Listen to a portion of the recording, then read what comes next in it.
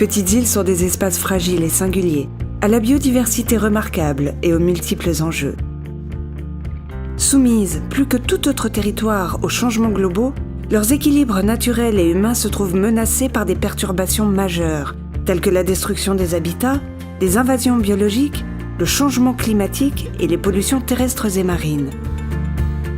La dégradation des écosystèmes insulaires est une réalité.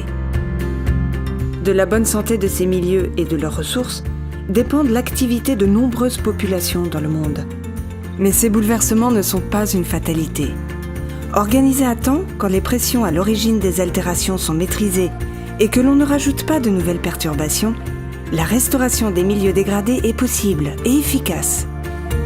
L'ingénierie écologique est en quelque sorte un coup de pouce donné à la nature pour assurer sa bonne convalescence.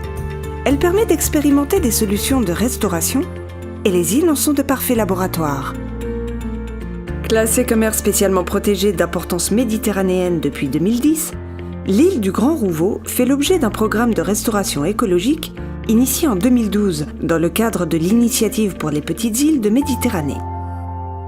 Ces opérations se concentrent principalement sur l'arrachage de la griffe de sorcière, une plante invasive qui recouvrait la quasi-totalité de l'île au détriment de la flore locale.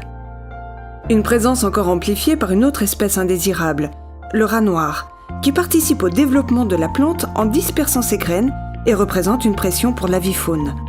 Parallèlement à l'éradication de la griffe de sorcière et du rat noir, des études ont été menées pour expérimenter des procédés simples et pragmatiques de revégétalisation sur le Grand Rouvreau. Des actions concrètes qui peuvent être exportées sur d'autres îles aux problématiques similaires, comme par exemple en Méditerranée, sur l'archipel de Riou à Marseille, sur l'île de Curiat en Tunisie ou encore à Molara en Sardaigne. C'est une véritable coopération inter-îles qui s'organise à l'international, basée sur les échanges de savoir-faire entre gestionnaires, scientifiques et habitants des îles.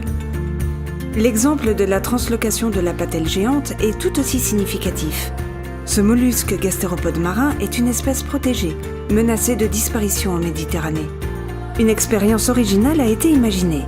Transporter des patelles d'un site bien conservé vers un site où l'espèce a totalement disparu. Les premiers tests ont eu lieu de l'archipel de Zembra vers l'île de la Galite en Tunisie, ou encore de l'île de Tavolara vers les Cinque Terre sur les côtes italiennes. De cette réussite dépend la protection d'une espèce en danger d'extinction et le maintien du patrimoine biologique méditerranéen. Territoires ultramarins, les îles sont également le théâtre de démarches d'ingénierie écologique sous-marine, comme l'immersion de récifs artificiels. Ainsi, le projet BioRestore a pour vocation l'élevage de post-larves avant leur libération en milieu naturel, dans l'objectif de redynamiser l'écosystème.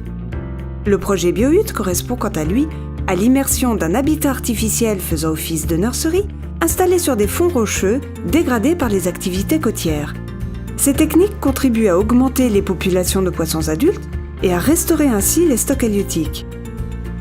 Mais l'ingénierie écologique et l'incroyable capacité de résilience de la nature ne doivent pas nous faire oublier que réparer est parfois impossible. Anticiper et prévenir les risques est la seule politique viable pour préserver les petites îles et l'ensemble de leurs habitants. Sur ces micro-territoires, c'est chaque empreinte qui doit être évaluée pour atteindre l'impact minimal et permettre le maintien d'une harmonie sociale, économique et écologique.